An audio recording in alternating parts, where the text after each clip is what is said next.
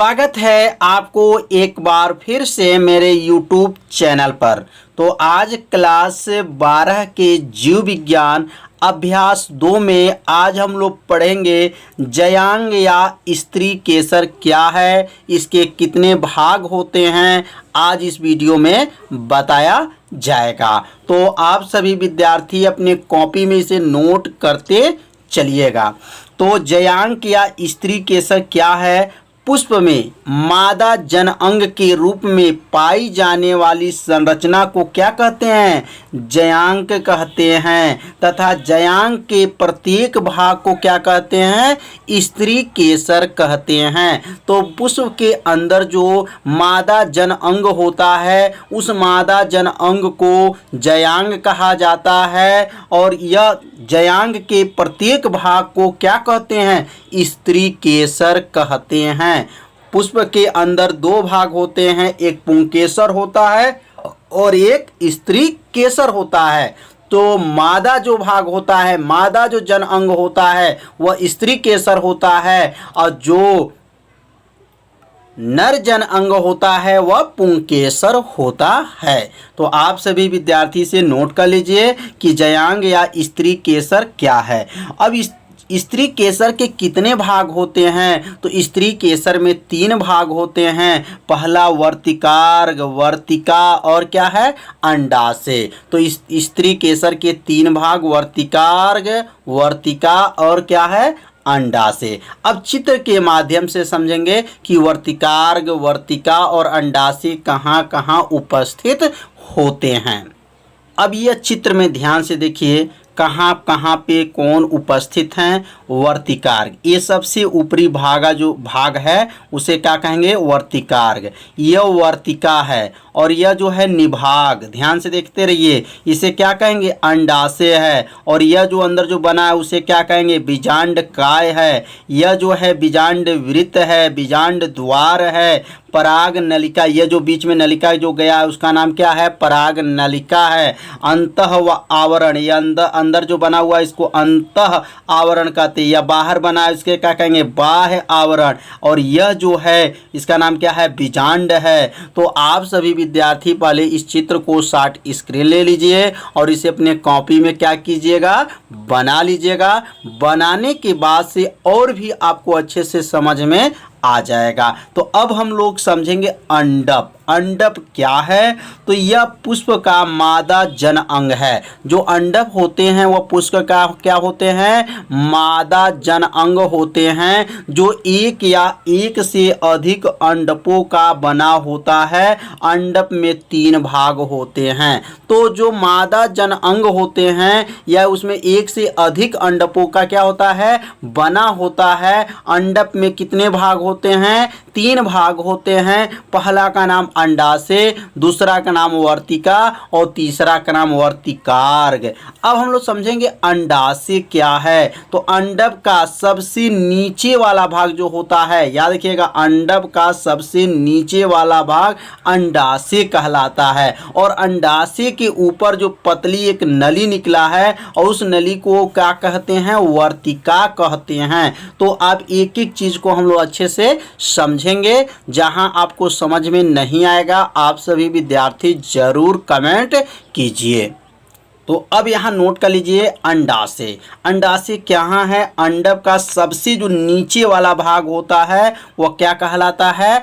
अंडाशय कहलाता है। याद रखिएगा, अंडप का सबसे नीचे वाला भाग अंडाशय कहलाता है। तो अब यहाँ चित्र में देख लीजिए, यह जो है अंडाशय देख रहे हैं ना, अंडाशय जो नीचे का सबसे भाग जो बना हुआ है इसे क्या कहेंगे? अंडाशय। यहाँ से लेकर के यह पूरा भाग क्या है? अंडाशय है। तो क्या कहा जाएगा? अंडप के सबसे नीचे वाला भाग जो है अंडाशय कहलाता है। वर्तिका क्या है? तो अंडाशय के ऊपर एक पतली नली के समान रचना को वर्तिका कहते हैं। अंडाशय के ऊपर, अब यहाँ अंडाशय के जब ऊपर देखेंगे तो यह जो है बना हुआ, देखिए नली एक संरचना है जिसे हम लोग क्या कहते हैं? वर्तिका कहते हैं। यह वर्तिका लिखा गया है। तो वर्तिका क्या है? अंडाशय के ऊपर एक पतली नली के समान संरचना को क्या कहते हैं? वर्तिका कहते हैं। वर्तिका के ऊपर घुंडी के समान एक रचना होती है। यहाँ पर घुंडी के समान एक रचना है, उसका क्या नाम है? वर्तिकार्ग नाम है। तो अब यहाँ लिख सकते हैं वर्तिकार्ग। वर्तिका के ऊपर एक घुंडी के समान रचना होती है, उसे वर्तिकार्ग कहते हैं। बहुत ही सिंपल भाषा में परिभाषा दिया गया है, जिससे आप 2 बार पढ़ लीजिएगा, परिभाषा आपको अच्छे से याद हो जाएगा। और चित्र पर थोड़ा सा ध्यान दीजिएगा तो और भी परिभाषा आपको अच्छे से याद हो जाएगा। तो आप सभी विद्यार्थी अंडाशय, वर्तिका, वर्तिकार्ग अच्छे से समझ लिए होंगे। तो चित्र से और भी अच्छे से समझ में आ गया होगा कि अंडक का सबसे जो नीचे वाला भाग होता है अंडाशय होता है, और अंडाशय के ऊपर एक पतली नली के समान एक संरचना होती है, उसे वर्तिका कहते हैं। और वर्तिका के ऊपर एक घुंडी की समान एक संरचना होती है, उसे वर्तिकार्ग कहते हैं। अब मोस्ट IMP क्वेश्चन आ गया कि गुरु बीजाणुधानी या बीजांड। कई बार परीक्षा में यह आ चुका है। बीजांड की परिभाषा, बीजांड का चित्र बनाइए, बीजांड में कितने भाग होते हैं, इसके बारे में आप सभी विद्यार्थी इसको अच्छे से तैयार कर लीजिएगा। तो बीजांड जो होता है अंडाशय में स्थित होता है। बीजांड कहाँ पर स्थित होता है? तो अंडाशय में स्थित होता है। थोड़ा चित्र को देख लीजिए। यह जो है अंडाशय है। क्या है? अंडाशय है। तो अंडाशय के अंदर जो देखिए यहाँ पर क्या है? बीजांड है। तो अंडाशय में स्थित है क्या? बीजांड जो है किसके अंदर स्थित है? अंडाशय के अंदर जो है स्थित है। तो यह बीजांड है। देखिए चित्र में बनाया गया है बीजांड। तो यह बीजांड कहाँ पे उपस्थित है? तो अंडाशय में उपस्थित होता है। अंडाशय के अंदर बहुत सी छोटी छोटी गोलाकार बीजांड पाई जाती हैं। एक अंडाशय में कई बीजांड होते हैं। याद रखिएगा, एक अंडाशय में कई बीजांड होते हैं। तो आप सभी विद्यार्थी यह परिभाषा को अपने कॉपी में क्या कीजिएगा? नोट कर लीजिए कि बीजांड अंडाशय में स्थित होता है और अंडाशय के अंदर बहुत सी छोटी छोटी गोलाकार रचनाएं बीजांड पाई जाती हैं। और एक अंडाशय में, याद रखिएगा, एक अंडाशय में कई बीजांड होते हैं। और बीजांड में 2 आवरण से घिरा होता है। बीजांड कितने आवरण से? 2 आवरण से घिरा होता है। पहला का नाम है बाह्य आवरण और दूसरा का नाम जो है अंत आवरण। अब बाह्य आवरण क्या है और अंत आवरण क्या है, इसके बारे में समझेंगे। तो बीजांड के आंतरिक भाग को, याद रखिए, बीजांड के आंतरिक भाग को अंत आवरण और बीजांड के बाहरी आवरण को बाह्य आवरण कहा जाता है। तो अंतः जो आवरण होता है तो उसे अंत आवरण कहेंगे। बीजांड के अंदर जो आंतरिक जो संरचना होती है उसे अंत आवरण कहेंगे, और बाह्य जो संरचना होती है उसे क्या कहेंगे? बाह्य आवरण कहते हैं। तो अब ये चित्र समझेंगे कि बीजांड का चित्र कैसा होता है। आप सभी विद्यार्थी चित्र को शॉर्ट स्क्रीन ले लीजिएगा और इसे अपने कॉपी में ज़रूर बना लीजिएगा। यह जो चित्र है, यह जो चित्र बना हुआ है, यह बीजांड का चित्र है।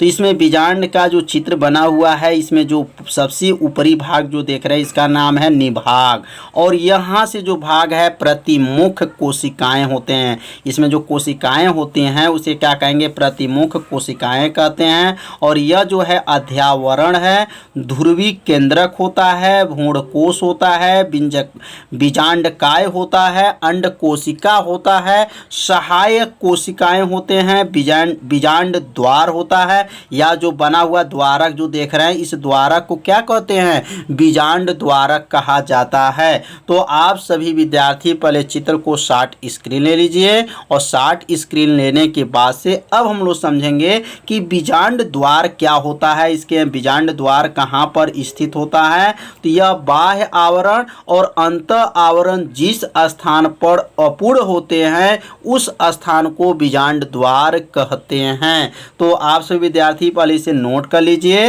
कि बाह्य आवरण तथा अंत आवरण जिस स्थान पर क्या होते हैं, अपूर्ण होते हैं, मतलब पूरा नहीं होते हैं, उस स्थान को क्या कहा जाता है, बीजांड द्वार कहते हैं। तो बीजांड द्वार चित्र में देख लिए होंगे कि दोनों जो है यहाँ पर जो है बाह्य आवरण और अंत आवरण जिस स्थान से क्या है, अपूर्ण है, मतलब पूरा नहीं होते हैं, उस स्थान को क्या कहा जाएगा, बीजांड द्वार कहा जाता है। अब यहाँ पर निभाग, निभाग देखें ना, सबसे ऊपरी भाग पर निभाग है, तो बीजांड द्वार के विपरीत वाले भाग को, अब यहाँ ध्यान दीजिए चित्र से, बीजांड जो द्वार है इसके विपरीत, मतलब इसके पीछे जो दिखाई दे रहा है विपरीत वाले भाग को क्या कहते हैं, निभाग कहते हैं। किसके विपरीत है, तो बीजांड द्वार के विपरीत है, तो उसे निभाग कहते हैं। और ये बीजांड का वह स्थान जहाँ बीजांड वृत्त जुड़ा होता है उसे निभाग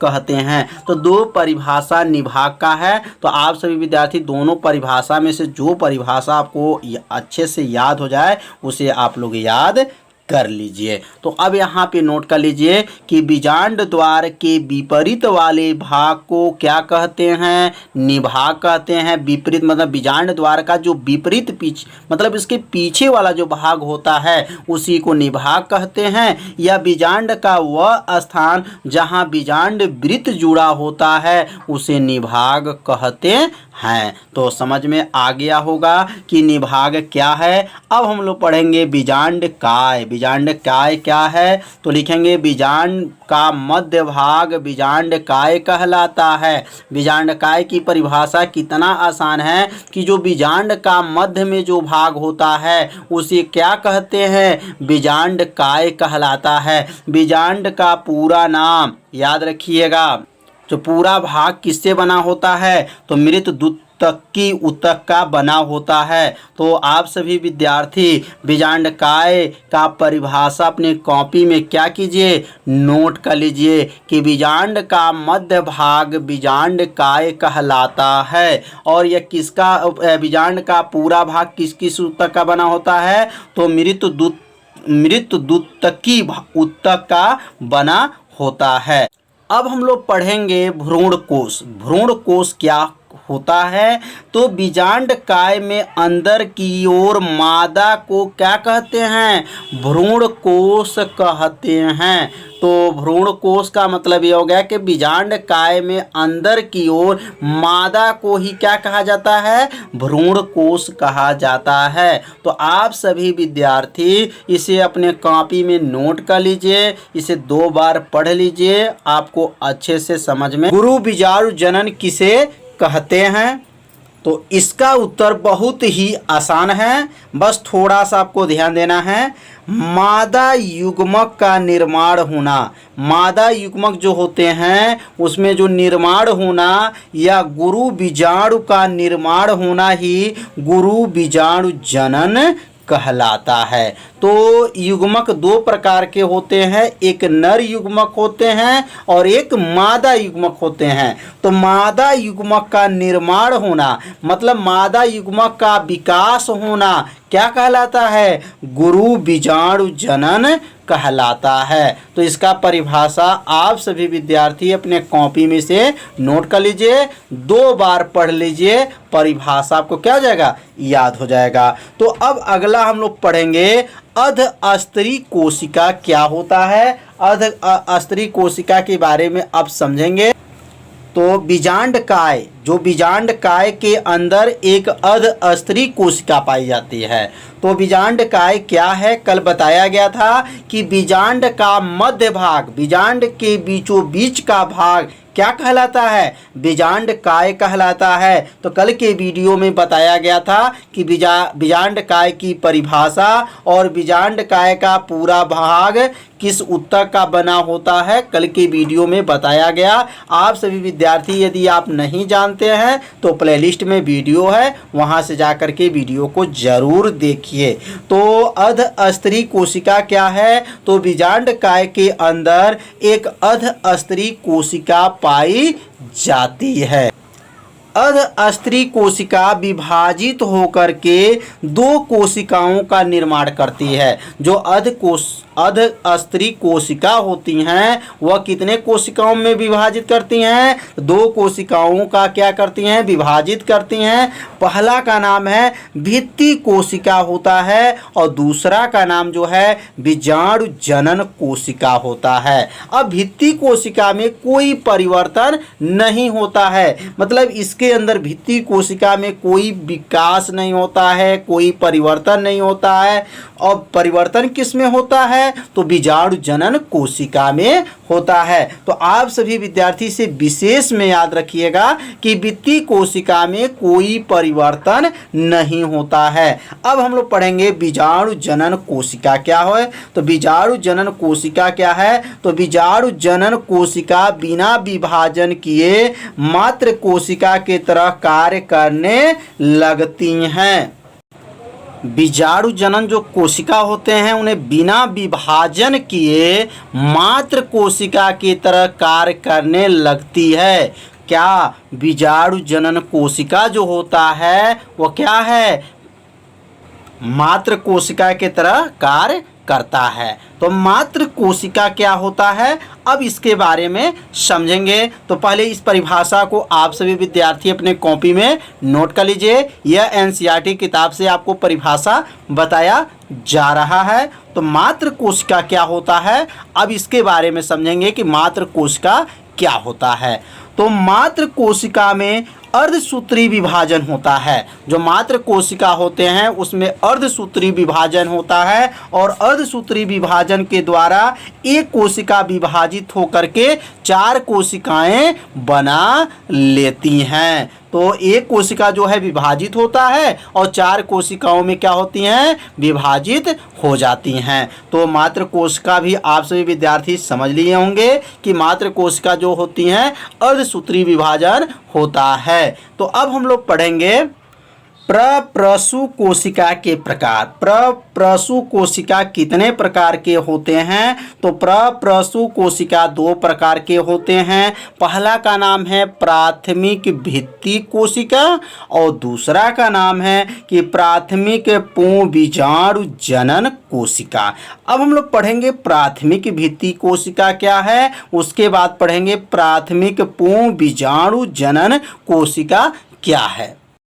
तो प्राथमिक भित्ति कोशिका, प्राथमिक भित्ति कोशिका क्या है? यह कोशिका लगातार विभाजित होकर के कोशिकाओं का समूह बना लेती है। मतलब प्राथमिक जो भित्ति कोशिका होता है वह लगातार विभाजित होकर के कोशिकाओं का क्या बना लेता है? समूह बना लेता है। तो यह निम्न स्तरों में विभाजित हो जाती हैं। पहला बाह्य स्तर, दूसरा मध्य स्तर और तीसरा जो है टेपिटम। ध्यान दीजिएगा क्या है? टेपिटम। तो अब बाह्य स्तर क्या होते हैं, अब यह चित्र से समझेंगे। अब यहाँ पे जो देखेंगे ध्यान से, यह जो है बाहर एक स्तर है, यह बाह्य स्तर है और यह बीच में जो है मध्य स्तर है और यह जो है टेपिटम है। तो प्राथमिक भित्ति कोशिका क्या है? यह कोशिका लगातार विभाजित होकर के कोशिकाओं का क्या किया है? समूह बना लेती है और ये निम्न स्तरों में विभाजित होती हैं,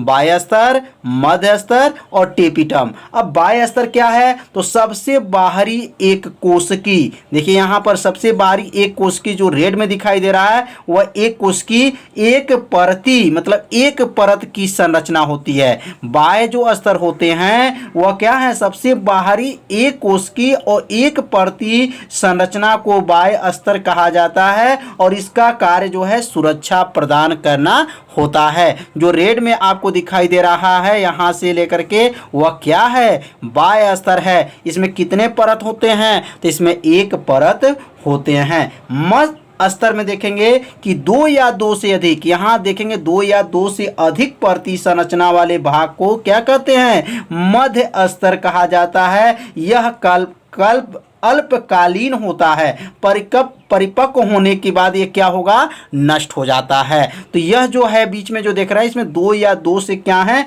अधिक परत है, और यह जो है अल्पकालीन होता है, परिपक्व होने के बाद यह नष्ट हो जाता है। और टेपिटम का कार्य क्या है कि इसका कार्य विकसित होकर के पराग कणों का पोषण प्रदान करना होता है। तो अब जो है आप सभी विद्यार्थी चित्र को पहले बना लीजिए या शार्ट स्क्रीन ले लीजिए, इसके बाद से एक एक बारे में आप सभी विद्यार्थी अपने कॉपी में नोट कर लीजिए। तो बाह्य स्तर के बारे में बताया गया है कि सबसे बाहरी एक कोश की एक परती संरचना को क्या कहते हैं, बाह्य स्तर कहा जाता है, और इसका जो कार्य होता है सुरक्षा प्रदान करना है। तो अब जो बाह्य स्तर आपको चित्र में हम दिखाए हैं, जो कितने परत थे, तो एक परत थे, और जो इसका कार्य क्या है, तो सुरक्षा प्रदान करना होता है।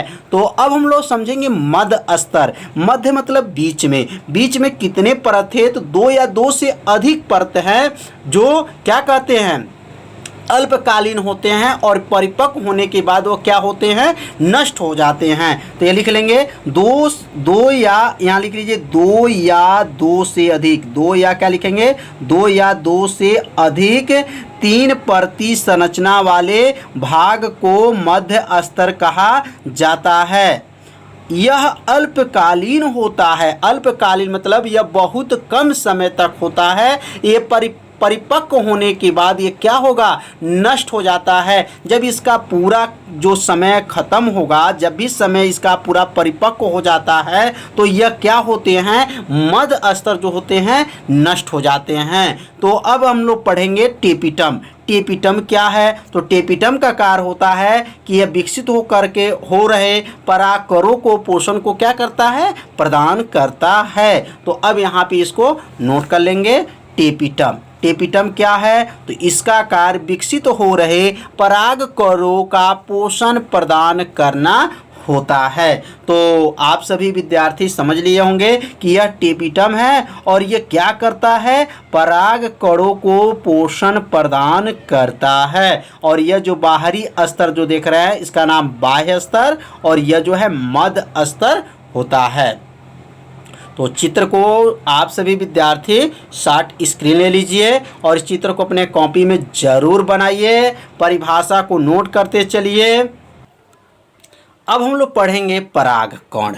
परागकण क्या होता है, तो परागकण का पराग कोश से निकल कर वर्तिकार्क पर पहुंचना ही परागण कहलाता है। तो परागण क्या है, जो परागकण होते हैं पराग कोश से निकल करके कहाँ पे पहुंचते हैं, वर्तिकार्क पर पहुंचना ही परागण कहलाता है। परागण की क्रिया दो प्रकार का होता है, स्वपरागण होता है, और दूसरा जो है क्या है, पर परागण होता है। तो परागण का अर्थ आप सभी विद्यार्थी पहले ध्यान दीजिए, समझिए कि जो पराग कण होते हैं वो पराग कोश से निकलते हैं और कहाँ पे जाते हैं, वर्तिका पर पहुँचते हैं। इसी को क्या कहते हैं, पराग कण कहा जाता है। और पराग कण की क्रिया जो है दो प्रकार की होती हैं, स्वपरागण और दूसरा जो है पर परागण होता है।